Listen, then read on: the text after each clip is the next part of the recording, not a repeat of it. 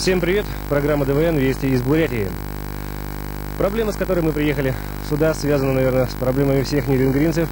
Дело в том, что сегодня, буквально через 2 часа, в этот город прилетает Борис Николаевич Ельцин со своей командой, которая насчитывает более 100 человек.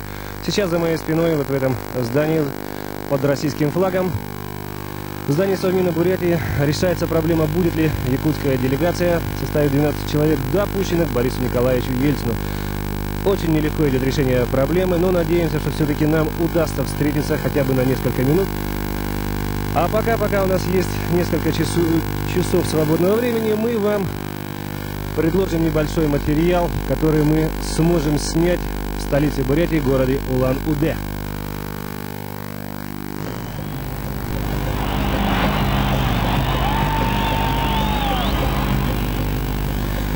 Делегацию Республики Якутия возглавлял зампред Совмина товарищ Власов, а в состав делегации входили советник президента Валерий Колодезников, глава администрации Нерюнгри товарищ Эстерлейн, председатель совета товарищ Торговкин, представители угольщиков, энергетиков и авиаторов города, а также наша программа. Наверное, всем понятно, какие вопросы хотелось бы задать президенту России по проблемам Якутии. Наличные, целевые, цены, перспективы. Одновременно с нами за сутки до прибытия Бориса Ельцина в Улан-Удэ съехались представители ближайших регионов – бамовцы, иркутяне, читинцы. А проблемы у них, как вы понимаете, во многом близки нашим. И если учесть, что президент находился в Бурятии всего 30 часов, а программа у него была довольно насыщенная, то надежды на встречу оставалось совсем немного. И тем не менее, в этой напряженной обстановке якутяне использовали все возможные средства, выходили до представителя Совмина Бурятии, встречались с помощником Бориса Николаевича, использовали депутатские связи Валерия Колодезникова. Примерно этим же занимались и наши соседи по региону. Вчера утром ТВН вылетела из Улан-Удэ в Нерюнгри, а делегация осталась, чтобы за оставшиеся 11 часов пребывания президента в Бурятии пробиться к Борису Ельцину. В понедельник-вторник ТВН ознакомит вас с результатами, а пока небольшое знакомство со столицей Бурятии. Итак, смотрим, как у них.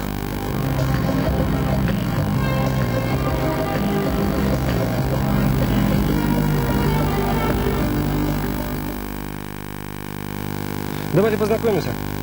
Представьте, пожалуйста. Аюев Андрей. Это вы, да, это моя жена. Вы живете в этом городе? Да, в этом городе. Давно? Ну, давно, с рождения. За что вы любите ваш город? Ну, за все. Вам нравится он вообще? Конечно. А за что не любите? По-моему, такого слова нет. Вот на сегодняшний день мы зашли в ваш магазин. Эти цены, они, вы считаете, высокие или невысокие?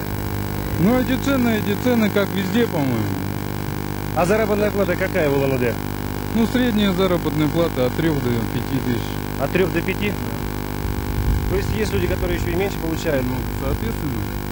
Что вы ждете? Как было, понимаете, как было до этого, и сейчас то же самое, только чуть-чуть планочка поднялась, понимаете, выше. Вы надеетесь на приезд Ельцина, что-то он вам поможет, нет? Не, ну это кратковременно, понимаете. Ладно, счастливо, удачи. Куда живете? В Улан-Удэ нет, в пригороде. Сотникова. Ну, в Бурятии, да? Бурятии. Давно живете? Всю жизнь. Деды мои жили тут. Отец погиб. Мать умерла, до 90 лет дожила. Все в Бурятии. Скажите, пожалуйста, какая ваша заработная плата? Я инвалид, отец войны. Какая у вас пенсия? 3768. Эти цены, которые в вашем магазине, вы на них можете существовать? Да, Вам хватает, да? но есть меньше платят. У меня супруга получала 55, но сейчас добавили 1200. Но это мало. Вот это я сравниваю свою супругу с такими же пенсионерами. Скажите, у вас в Бурятии есть проблема с наличными деньгами? Как это? Как? Наличные деньги. Зарплату вы регулярно, пенсию регулярно получаете? Была задержка, На сколько месяцев? ну, дней на полмесяца. Затем все наладилось. Сейчас, как инвалиду, домой притаскивают. У меня жена тоже инвалид. И, Спасибо. пожалуйста, очень благодарен вам. Скажите, пожалуйста, что вы ждете от встречи с Борисом Николаевичем? Вот лично вы, молодые девчонки города Улан-Удэ. Я не знаю. Может, что изменится, но не знаю. Это все от нашего руководства зависит. А что изменится? У вас есть какие-то проблемы? Пониже будут. Самые высокие цены. Где? У нас вот У нас в Бурятии Все так говорят. Очень В дорого. Иркутске, например, все дешевле, чем у нас здесь. А вы давно были в Иркутске? Ну, у нас там просто знакомые, друзья, вот они ездили туда, приезжали, так. Ну, вчера из Иркутска цены такие же. Такие же, как у нас. Вы случайно не знаете, какая у вас средняя заработная плата? Сейчас, в данный момент, кто знает, ну, 1003, наверное, но я не знаю. Многие там 1200 где-то так. 1200? То есть при этих ценах Не, вот, средняя. многие, конечно, получают там 1004, там 5. Это, конечно, кто пахает, работает. А средняя, например, учителя у нас тут получают 1200, ну, 2,5. И то они добились этого забастовками. Итак, цены. Благодаря их неуемному бегу проблема эта сегодня волнует всех от Магадана до Кишинева. В Улан-Удэ, например, считают, и мы это не раз слышали, что у них самые большие цены. Ну что ж, мысль довольно знакомая. Мы видели у них в магазинах колбасу вареную по 117 рублей и редис по 25. Видели сахар по 97 и яйцо по 27. Тушенку по 45 и масло по 215 рубчиков. Пиво по 15. А водку, как нам сказали, не завозили с начала мая. Но что нас поразило, так это цена на помидоры. Хотите верьте, хотите нет. 325 рублей. Круто. Если учесть, что заработная плата в пределах 2-4 тысяч. Проблем с наличностью у них почти не бывает. Это объясняется низкой заработной платой. Чтобы, например, выплатить в Улан-Удэ заработную плату за апрель, понадобилось всего 500 миллионов рублей. У нас эта сумма уходит в миллиарды.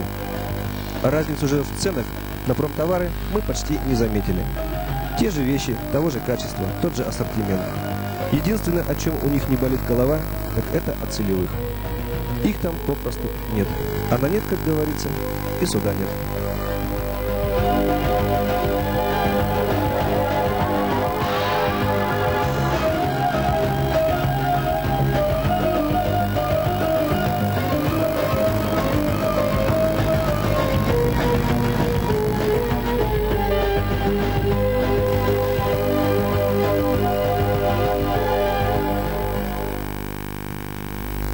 Итак, в Бурятии летом. Температура на тот момент, когда мы сюда прилетели, в тени составляла 31 градус. Что нас поразило, когда мы прилетели в Улан-Удэ, это не погода, не цены в магазинах, а вот этот грандиозный памятник. Нигде такого памятника я не встречал, да, надеюсь, и многие наши телезрители тоже не видели такого. Можно только догадываться, до каких размеров был бы представлен наш вождь, если бы был выполнен в натуральную величину, то есть полную статую, и еще на броневике. Это было бы, наверное, величиной с нашу нерюнгринскую телевышку. Продолжаем материал. Встречи Бориса Николаевича Ельцина здесь тщательно готовились в лучших традициях прошлых времен. Вот перед нами вот эта зебра, которую буквально вчера на наших глазах возобновили. Город мыли, чистили. Даже вот коммунальный мост, который находится у них в городе, вчера, ко всеобщей радости горожан, был вымыт тщательнейшим образом.